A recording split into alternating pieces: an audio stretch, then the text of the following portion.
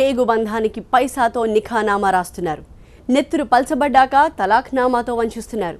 టూరిస్టులుగా వచ్చి పేద బాలికల్ని రోడ్డు పాలు చేస్తున్నారు అరబ్ షేక్లు. ఈ పాపాలకు తల్లిదండ్రుల డబ్బాస కూడా కారణమవుతోంది.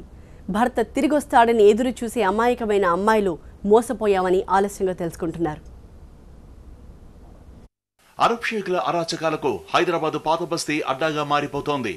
ఇక్కడ ముస్లింల పేదరికాన్ని అడ్డం పెట్టుకుని అమ్మాయిల జీవితాలతో ఆడుకుంటున్నారు అరబ్ షేక్లు. నికా పేరుతో నైవంచనకు గురి చేస్తున్నారు. ఇష్టం వచ్చినంత కాలం వాడుకొని వదిలేసి వెళ్లిపోతున్నారు.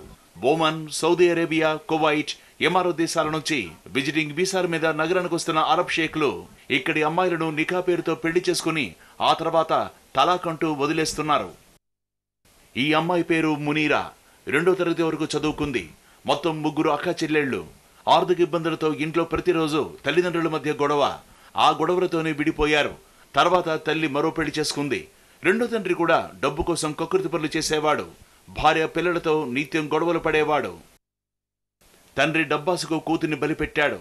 మునీరా 11 ఏళ్ల వయసులో ఉండగా 75 ఏళ్ల ఒమన్ షేక్ తో వివాహం చేయించాడు. విజిట్ వీసాతో హైదరాబాద్ వచ్చిన షేక్ 2 నెలలు మునీరాతో సంసారం చేసి తర్వాత చెప్పా పెట్టకుండా ఒమన్ పరారయ్యాడు.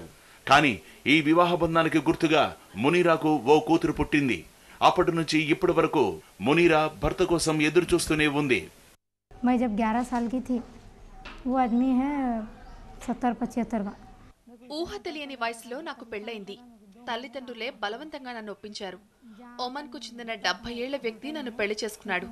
2 నెలలు కాపురం చేసి తర్వాత వెళ్లిపోయాడు. కొంతకాలం నాతో ఫోన్లో మాట్లాడారు. పిల్లలొద్దని అబార్షన్ కూడా చేసుకోమన్నాడు. నేను ఒప్పుకోలేదు. తలాక్ తలాక్ అని 3 సార్లు చెప్పమని నన్ను వదిలించుకున్నాడు. మునీరా లాంటి అమాయక బాలికలు హైదరాబాద్ లో ఎంతో మంది ఉన్నారు. టూరిస్టు వీసాలపై వచ్చే అరబ్ షేకులు నికా పేరుతో అమ్మాయిలు వాడుకుని వదిలేసి పరారవడం అనేది నిత్య కృత్యంగా మారిపోయింది. వీరు తిరిగి వస్తారని ఎదురు చూసే ఎంతో మంది అమ్మాయిలు హైదరాబాద్ లో కనిపిస్తారు. हमारे पास 3-4 लोग हैं जो जिंदा मिसाल हैं आपके पास. वो लोग समझते हैं कि हैदराबाद की लड़कियां आसानी से अवेलेबल हैं. పాత బస్తీలో ఇలాంటి దారుణాలు నిత్య కృత్యమయ్యాయి. 1970 నుంచి నికా పేరుతో అరబ్ షేకులు ఎంతో మంది అమాయక పేద యువతుల జీవితాలు నాశనం చేశారు. నా దగ్గరికి ఎన్నో కేసులు వచ్చాయి.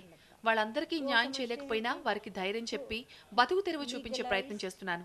ప్రభుత్వం నికా పేరుతో జరుగుతున్న దారుణాలను అరికట్టాల్సి ఉంది.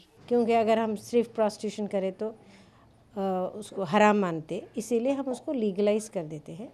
వైద్యం కోసం వచ్చేవాళ్లు టూరిస్టులుగా వచ్చే అరబ్ షేక్లే పేద ముస్లింల బాలికల్ని టార్గెట్ చేస్తున్నారు. డబ్బులు వెదజల్లి నికా పేరుతో సుఖం కొనుక్కొని పరారవుతున్నారు. ఈ టూరిస్టు వీసా దాష్టికాలకు ఎంతమంది బలవుతున్నా పట్టించుకునే నాదుడే లేకుండా పోయాడు. ఇప్పటికైనా ప్రభుత్వాలు మరింత దృష్టి సారించి ఈ అఘాయిత్యాలకి అడ్డుకట్ట వేయాల్సి ఉంది.